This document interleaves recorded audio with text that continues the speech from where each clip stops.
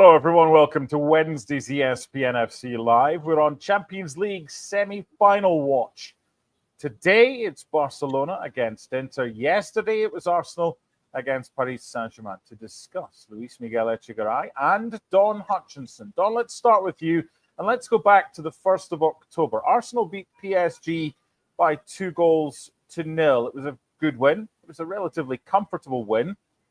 But yesterday, they lost by 1-0, and PSG, for a lot of the game, dominated possession, and it was a comfortable win for them. So what changed in the intervening period?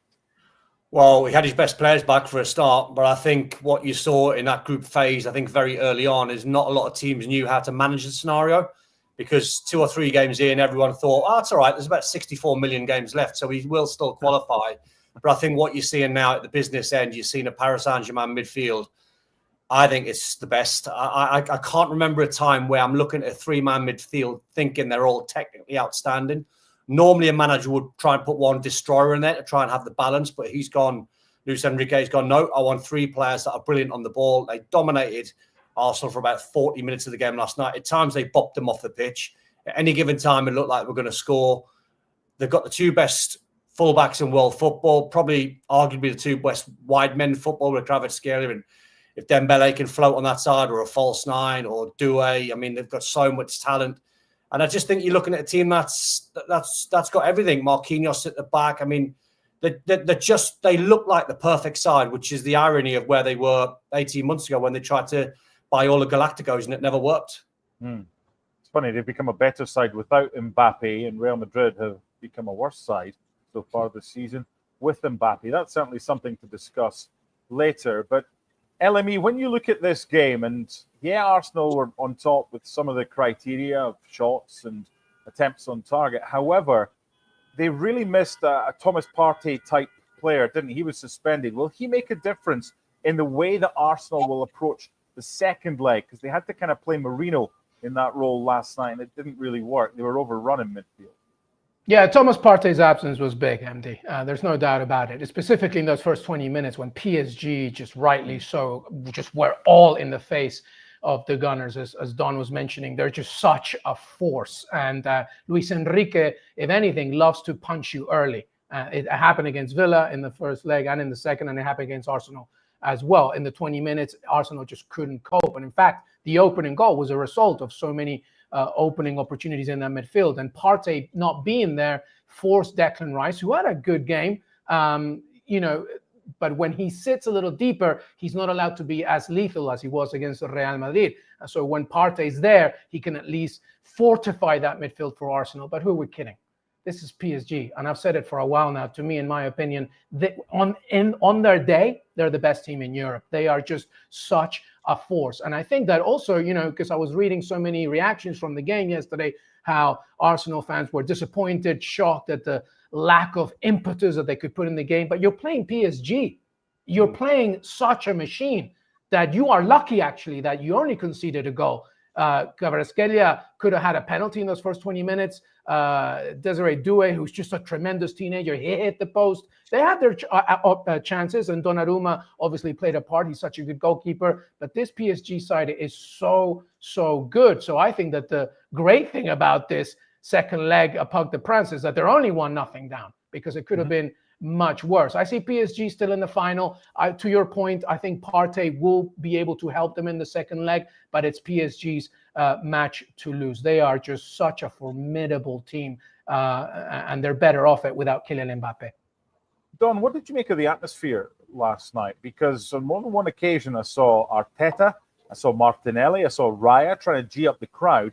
And I thought the atmosphere against Real Madrid was brilliant in the previous round, but it got better as the game wore on, especially when they went 2-0 up. The fact they conceded early last night didn't help, albeit the fans trying to get on their side.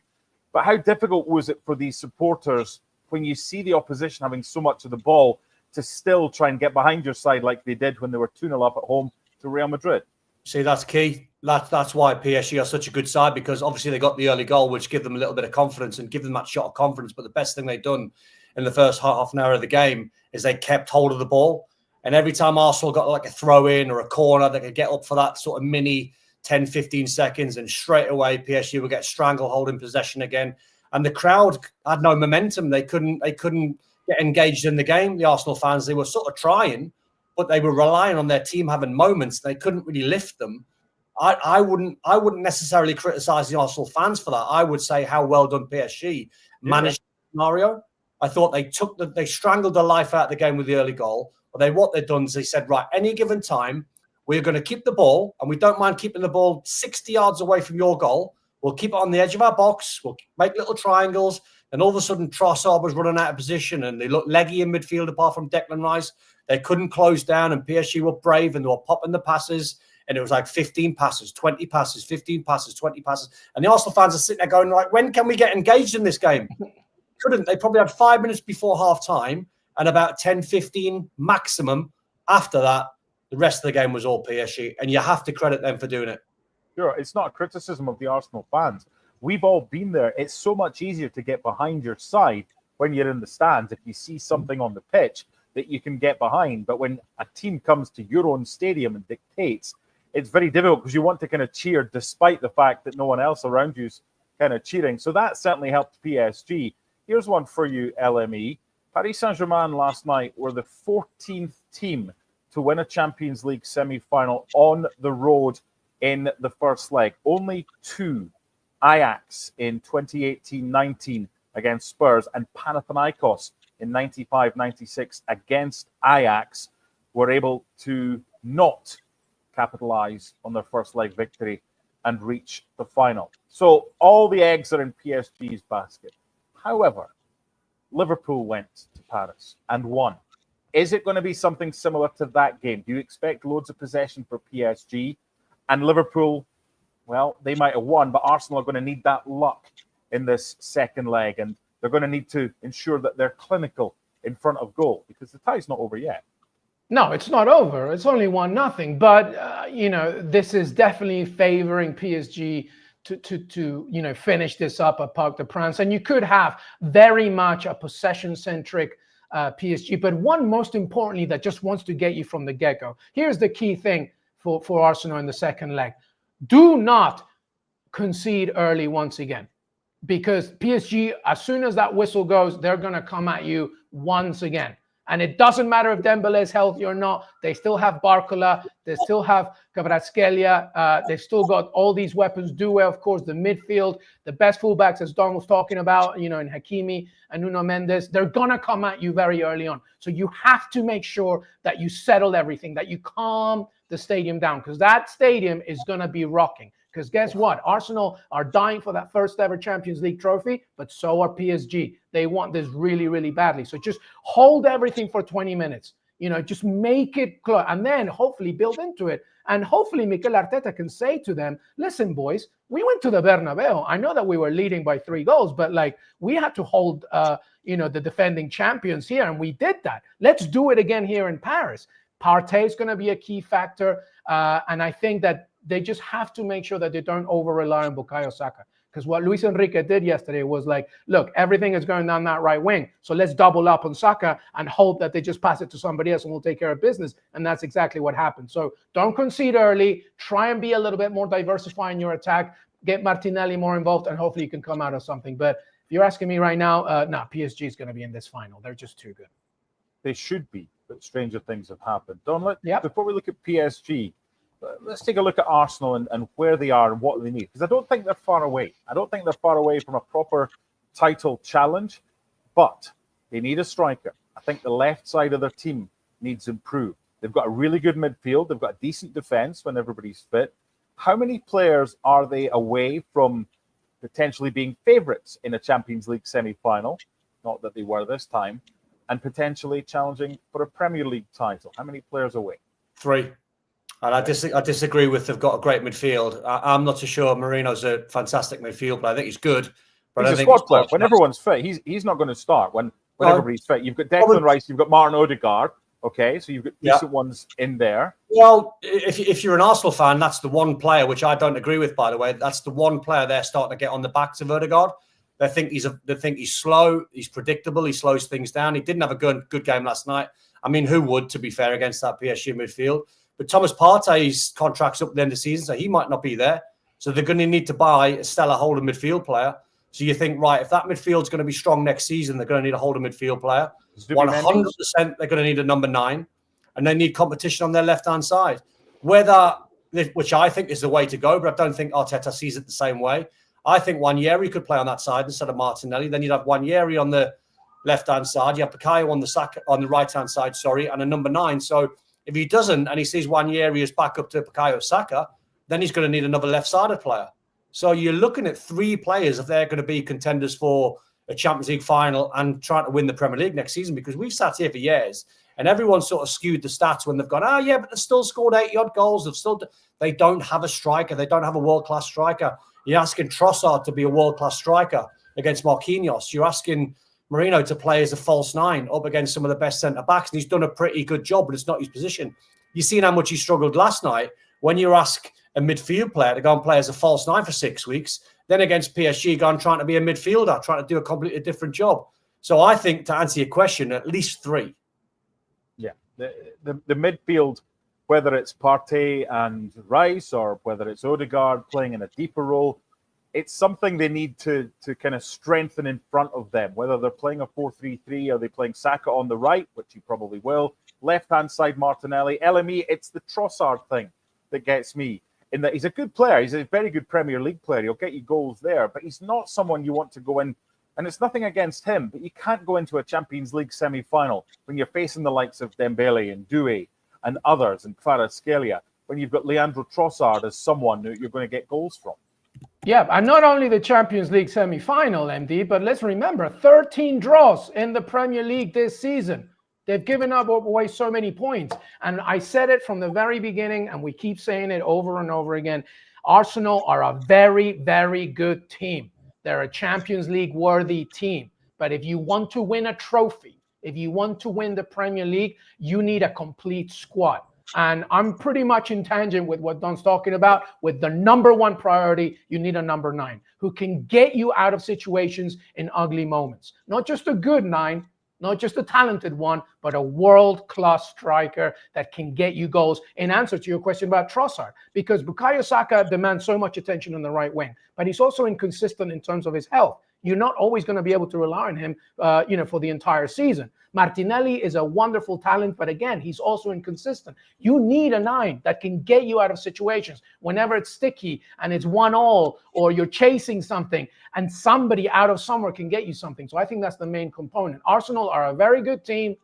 They are a great project, but they're not right now a champion. They can be, but they need to be smart this summer. He reminds me of Jota at Liverpool, Trossard. Yeah. He reminds me of Jota. Really good player. Really good player. Do a lot of different things, but you don't want to rely on him to get 20 goals a season. That's what I mean. That's what I mean. So you have to go into the market. And what you would do when you go in the market is not only you strengthen your side, but psychologically, everyone around will go, let's just say it's Gokares, who's just hit 60 and 60. Let's say Arsenal buy him. And all of a sudden, everyone around the Premier League goes, oh, my days, what a centre forward they've just bought. So psychologically, it's going to boost the Arsenal fans if they see someone that's prolific come through the door, because that's what they've been shouting from the rooftops for the last 5 years, what they've needed, which is absolutely right. And the Arsenal fans have been bang on. And so is all the pundits. They do need that number 9. But also it takes one away from the likes of Liverpool, because they'll have to go and try and strengthen and try and get the same sort of numbers, same as Man City. So all the teams that are in the Premier League, and at any given time, if you've got Ocares is a number 9 and then he's not playing in a domestic cup competition, but Trossard is, or Martinelli is, that's where the strength and depth comes from. That's why you have to bring in world-class players. It's the only way, Mark, that you win Champions Leagues. Yep. It's the only way you win domestic titles. Honestly, it is. You have to have a team at any given time that you can amalgamate a team and go, right, if we put a Liverpool versus Man United team together, just giving Man U a little shout, because I was chatting about them the other day, and you go, how many players get in the Liverpool team? 0. How many Man United players get into the Newcastle team? Maybe 1, Bruno Fernandes. So Arsenal have got to have the same. When you talk about Arsenal and you talk about Liverpool and you go, right, how many players would get in the Liverpool team? There's probably 2 or 3. Well, you're going to need a lot more than that to go into a domestic title competition against Liverpool and Man City and maybe another, and then go and win the Champions League. You've got to seriously beef up your first 11 and beef up the squad. Arsenal are at a crossroads right now. They deserve to be in the semi-final of the Champions League. But that's as good as they are right now. It's kind of on the outside looking in. Now it's up to the board. It's up to those who own the football club and run the football club to support Mikel Arteta, to go and get what he needs to take Arsenal from where they are right now to be proper contenders for both the league and the Champions League. Because you know what? That's what PSG have done. Yeah, they lost Kylian Mbappe, but they have added so well. What about the man management of Luis Enrique, Don, and what he has done with those players? He's got a whole host of young talent at his disposal. He's got a whole host of experienced talent at his disposal, and he's got them playing for him and for each other. And now they've got as much a chance as Barcelona of winning the Champions League. So what's he done? Well, what he's done, he's got characters like Marquinhos who can run the dressing room for him. So first and foremost, if you're a manager, and because the majority of us players, we spend every single day or the majority of the day in the dressing room with our teammates. You're only on the grass for about an hour and a half tops. So the rest of the time you're in the training ground, you're on a match day, you're in that dressing room with your teammates. You need, as a manager, you need that captain like Marquinhos, who can run the dressing room and keep the culture strong. And then what you do is you buy, or you have young players that will follow your lead, because he's a very good manager, unbelievable footballer, fantastic pedigree. So the players don't look at the coach and saying he's not a winner, because he is. Then they see Marquinhos, who's the captain, who's dragging all the standards up. Then they've added pace, they've added quality. I don't ever get the sense that PSG are carrying any passengers. That's another great thing. And at the same time, I would imagine those young players will look at the manager thinking like, we've got to follow him. This guy's got one of the best CVs out there. And by the way, as a player, if you want to do your research and go on YouTube and watch any social media sites, how good Luis Enrique was as a player, you'd want to follow him, because he'll tell you how to play football. He'll show you how to play football. And as I said before, he's not conforming to, I must have a destroyer in midfield. I want my teams to dominate the ball. So I'm going to pick brilliant footballers. So you know, if you're going to get in that PSG team, you're not in that team to be like a hod carrier. You're in that team because you're going to be brilliant on the ball. And that's amazing for a player to have when a manager trusts you. Yeah, I wanted to add something and echo some of the things that Don was talking about regarding Luis Enrique. When his Spanish national team lost to Morocco in the World Cup in 2022, and he left the national team, he went through a massive personal reflection about who he wanted to be as a manager in continuation for whatever club he was about to choose, which is obviously PSG after that. Luis Enrique has, the son of Barcelona. Obviously, we know what he did as a manager as well, with Messi, Neymar, and Lucho Suarez, also the winner of a treble as a manager there. But he was building up his philosophy from just a possession-based centric that Barcelona is all about. And when and the lessons that he learned from being a manager in Spain and entering PSG, he learned one thing, which possession is important, but high-intensity possession and intoxicating your opponent is lethal. And it can be so good as long as you have a team that's collectively all with one objective. So when Kylian Mbappe left, this was his golden opportunity to create a squad that followed one single objective, to be as lethal as possible, like a swarm of wasps. And that's exactly what PSGs are. I remember when the reason why Dembélé didn't play in that game when Arsenal won against PSG back in October was because he was suspended. Yeah. Luis Enrique suspended him because of things that were going externally, right? Disciplinary issues. What did Dembélé, and Luis Enrique gave Dembélé an option. He said, this is it for you. What are you going to do and react to this? Are you going to rise up and try and be our best player and be a star and Ballon d'Or contender, or are you going to nag and complain? So he did the opposite. He absolutely lived up to expectation, and he followed everything that Luis Enrique was all about. I love Luis Enrique's management because he's not just a manager, he's a teacher. And every single one of these players, doesn't matter whether you're Hakimi or Kvaratskhelia or Vitinha, they're all in on the system. And that's why they're so wonderful to watch. And if they keep on being on it, they're going to absolutely win this Champions League. He's such a good manager that continues to learn, which is amazing. The players love him as well, and that's something that they've bought into. You can't buy with the results. Exactly, it's something you can't buy. Everyone is singing from the same hymn sheet. So PSG going into the second leg against Arsenal, favourites. Barcelona are favourites against Inter. Going to take you back, Don, to 2022. The sides met in the group stages, but you have to go back to April 2010 for the last time these two sides met in the knockout stages. And Inter went through over two legs in the semi-final.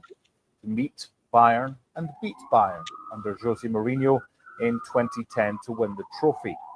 This year, they're going to be Inter, Barcelona, or what chance do you give the Italians who are not playing well domestically right now? What happens today? Well, the app that those sirens are ringing behind you, because that'll be the sirens of Barcelona. Because they have got the highest line I've ever seen in my lifetime. So Inzaghi will try and exploit that. At the same time, he's a coach that doesn't mind sitting in their shape. They've got 5-man midfield. Thuram's been a big miss for them. They've lost a couple of domestic games lately. Lost against Bologna in the last minute. They lost against Roma, who are unbeaten at 18, and they're in great form. So they come into this game domestically a little bit out of form. I don't think it phases them. I think they've had eyes on this competition for quite a while. That's why sometimes you see sort of the form dip just slightly. They'll get back to the domestic football, I think, after tonight. But I think you'll see a side that are very capable of playing a different style throughout the minutes of the game. So very early on, Inter will sit in their shape and they'll say to Barca, right, come and attack us, come and keep the ball on the halfway line. Right, we can see you on the halfway line. So the message will be to Lautaro Martinez, right, if we get any comfortable possession, but they have to be quick, right, it's flipped over the top. So you get on your bike. You get on your bike and run in behind and stretch that back line, because it is a really high back line. I think they'll try and do a job on Barca the way they did in the Allianz. I didn't expect them to beat Bayern there. I thought they might have drew 0-0. I think it's one of them. I think if you ask Inzaghi, he'll go there to win tonight, but he would snap your hands off for a 0-0 draw.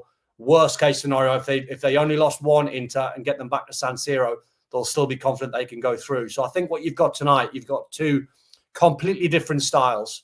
Arsenal tried to play last night against PSG, didn't work. You're going to see an Inter side play against the Barca side, who I would imagine will have so much of the possession, but that will not phase Inter whatsoever. They'll sit deep.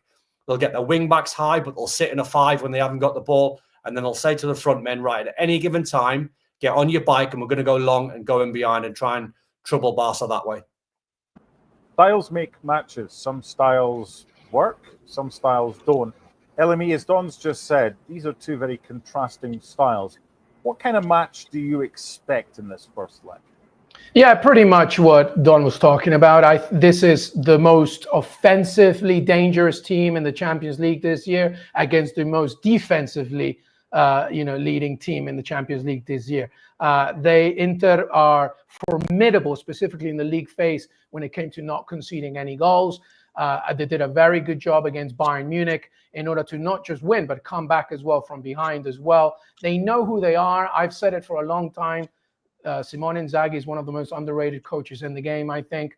They're going through a rough patch right now domestically, but make no mistake about it. This is an Inter side that knows who they are. They're going to try and hit you on the counter. I think Lautaro Martinez, again, I'm talking about Inzaghi as a manager. When we talk about the best nights, Martinez is hardly ever mentioned sometimes, and I have no idea why. He is ridiculous, and all he needs is a sniff, and he'll score a goal. So they're going to rely on that counter. But come on, man. This is Barcelona. Rafinha has 51 goal involvements this season. Only Mohamed Salah has better. Lamine Yamal has 34. So even though there's no Robert Lewandowski, Ferran Torres will fit that place. They are so dangerous. So I'm really excited to see what Barcelona do on the width and how Inter cope with it, specifically with Bastoni as well, leading from that left-hand side as a center back. It's going to be a really intriguing match. I was just thinking, LME, I was just thinking there when you mentioned Ferran Torres playing as a number 9.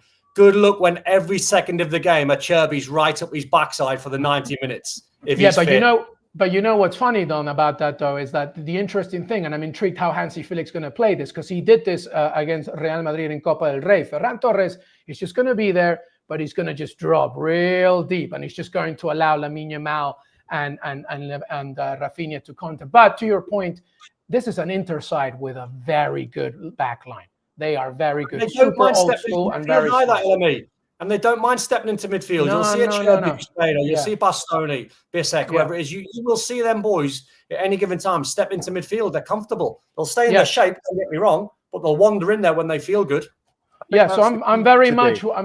sorry, MD. I was just going to say I'm very much with Don on the fact that if Simone Inzaghi can leave Barcelona with just a 1-goal deficit, or a stalemate, he'll be very unhappy indeed. But this is two contrasting teams going up against each other. Should be intriguing tactically, at least. That's the key point. That's what I want to go on to just now, because you're both talking about how whether it's Bastoni or Acerbi pushing forward into a midfield that already contains three. That might be one of the tactics today for Inter, to try and flood that midfield, because in essence, it's a 4-3-3 against the 3-5-2. The biggest areas for Inter today are going to be in the center of midfield, Don, or are they going to be the wing backs, knowing that they're going to have to play pretty much 2 or 3 positions each down that flank? Yeah, both. Whether it's DiMarco or Denzel Dumfries, Pavard will probably play as a right-sided centre-back, but Darmian can play there when fit as well. The one thing I noticed over the last 2 or 3 years, commentating on Serie A, and especially with Inter, is Inzaghi used to, he's not done it as much as late, but you could literally set your watch to an hour, bang on 60 minutes, he changes 2 wing-backs. He used to keep the wing-backs especially fresh for the last half an hour of the game. And every big game you could set your watch, he would do it. The midfield 3 will be set in stone. I think Barella will be the one that tries to get close to Martinez at times. Be interesting if he really is brave, Inzaghi, whether he plays Frattesi, but he's normally come off the bench. It'll normally be Mkhitaryan and Çalhanoğlu alongside Barella. That's normally been the midfield 3, but ultra brave if Frattesi plays and Barella. You don't often see those 2 guys in the same 3. But that's why it's intriguing, because they'll dominate the ball. They'll try... let me take that back. They'll try and dominate the ball because they're good players, but they don't mind sitting off. They're fit as well. I think the evolution of Inter in the next 18 months will be trying to reduce the age, especially in that midfield. But going into the 2 games that they're going to play against Barca, these guys are fit. They know their roles. They don't mind being disciplined. They're technically very good. Barella's got the legs to try and get forward. He'll be the one, whenever they feel confident, to try and break away from Barca's midfield and try and run in behind and try and get close to Lautaro Martinez at times. But I just think from a Barca point of view, they've got to really go at Inter tonight. They've really go at them. They've got to put them under pressure. They've got to get chances. They've got to really make them panic, which is unlike an Inzaghi side. That's why tactically this game is going to be fascinating to watch, because I think at any given time, you're not just going to see, right, you're not just going to write down on a bit of paper and go, right, Barcelona, dominate possession, Inter play deep. That's what they're going to do. It will change from minute to minute in game. Good predictions for this one. Let's start with you, LME. First leg, what do you reckon? I think it's going to be tough for Barcelona, actually. And I think Inter are that good and well organized despite of the domestic issues. I think Barcelona will win, but it will only be like 1-0. And so it will all go back to the San Siro. But I think Barcelona will win overall. But in this game specifically, I think it's just going to be 1-0 to Barcelona. Go on. 0-0. But a fantastic game of football, like popcorn game. Like, get yourself a bucket of popcorn, enjoy the tactics, enjoy the standard. 2 fantastic sides. But I think Inzaghi's men will do a job on Barca. If it is a draw, Barcelona right now, prior to the first leg, are pretty strong favourites. But if it's a draw in this one, going back to Italy, are Barca still favourites to go through, Don? Nah, just Inter. I think it's psychological. I think if you're Barca and you can get a 1-0 lead or anything above that, amazing. It puts you in a fantastic state of mind to go to San Siro and get the job done. But there'll be a little bit in your mind afterwards. If the game pans out a 0-0, they'll think psychologically we've missed a trick, because now we're going on their patch and now we're going to have to face a hostile atmosphere at San Siro, which is one of the best atmospheres out there. And then that will give the Inter fans, and then Curva Nord or Curva Sud, it'll be electric. It'll give the players that shot of confidence, knowing they're playing in front of their fans, that they can go and win 1-0. So that's why tonight, everything's riding, and all the dynamics of how it could pan out, I think all ride on tonight's game and tonight's scoreline. LME, if it is 0-0, as Don suggests, how big an achievement would that be for Inter to keep the Barca attackers quiet? Massive, huge. I mean, we're doing our predictions here, but I have to remind everybody just how good offensively Barcelona have been this season. They're going through an absolute renaissance under Hansi Flick. It's ridiculous. And remember, there's a massive pressure for Barcelona as well, because they have not won the Champions League since the Lionel Messi post era. They need something. They want to get there. Copa del Rey is fantastic. La Liga looks good. I mean, Hansi Flick has done the absolute business. But if Inter can hold off Barcelona in this first leg, it will be remarkable. And again, it will testify to the hard work that Simone Inzaghi has done. But I have to remind everybody, Inter are going through a rough patch right now. They're going through a rough patch both defensively and offensively, so they need a wake-up call, and the Champions League could be the perfect antidote.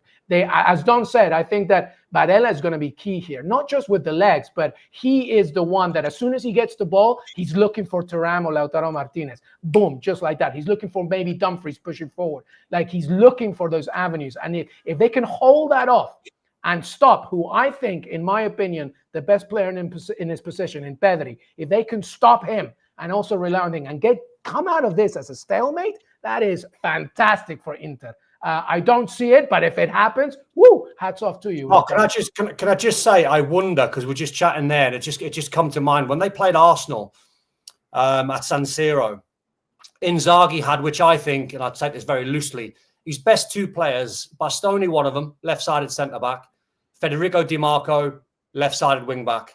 Two amazing footballers, probably the best in their positions. Yep. They played Arsenal up against Ødegaard and Bukayo Saka. Guess what he'd done? He dropped the pair of them.